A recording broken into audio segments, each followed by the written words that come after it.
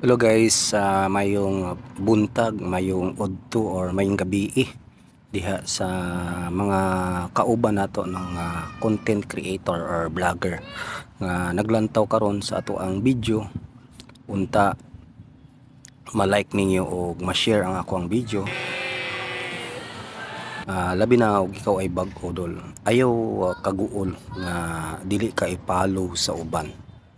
Kay abi nimo dol, ang vlogging manggudol sa social media dol, mura ka ng ka-business. Mura kag nag-business og imuhang kaugalingon, mura kag namaligya dol ana dol ba. Nay namalit, wala na malit, no. So ayo kalain dol, ana man jud na dol, no. Mura ka nang swertion ka karon, sunod ugma basing di ay imuha na. Ana na siya dol. Walay pug sanay diri dol nga gusto kag ipalo ka dayon. So naman joy ana dol. Kasabot ta sa uban nga labi nag mulimit, no.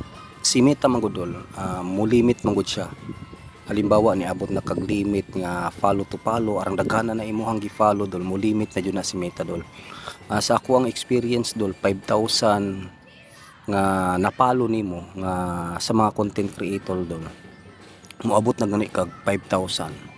Ilimit na jud ka ana ni Meta dol. Mao nga nakasabot ko sa uban nga dili na sila mo follow sa ato kay tungod sa kadaghan na ilahang gi-follow, no. Ayaw mo kalain.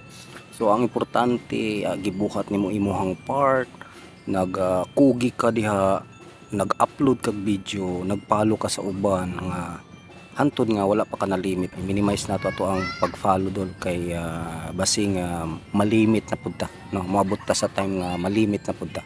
Kaya di ta makapalo sa uban. Mao man gunay tendency dol nga siyempre ang bag-o nga nisulod og vlogging dol or niapil og vlog, no. Siyempre bag-o pa wa jud na sila kasabot pa. So karon dol, no, naata diri nga hatag og explanation sa ila ngano ang uban dili makapalo dayon, dili makapalo back dayon kay tungod niabot na sila sa limit dol. Labi nag 2,000 followers na sila, unya ang ilahang na follow dol more than pag 2,000. Mao na dol nga likayan po nato dol nga ma-restricted ta dol, no.